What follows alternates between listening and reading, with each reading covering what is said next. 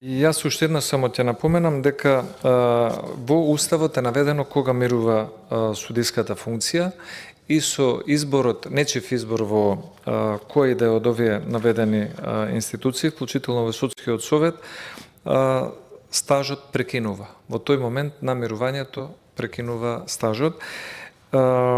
и не може, согласно Законот за судови, не може ваквото, да кажем, ваквата кариерно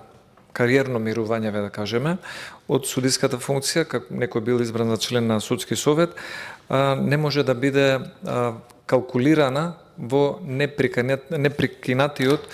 судиски стаж на било кој конкурент, бидејќи, еве овде го имам само за кратко и скриншотот од овој членот од Законот за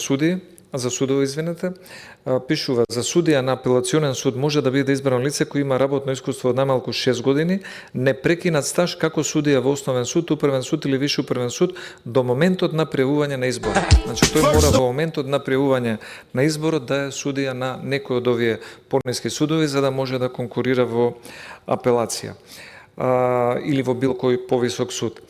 За судија на апелационен суд може да биде избрано лице кој има работно искуство најмалку 4 години непрекинат стаж како судија во друг апелационен суд до моментот на пријавување на изборот, кој од страна на Судскиот совет на Република Македонија е оценето со позитивна оценка согласно Законот за Судски совет.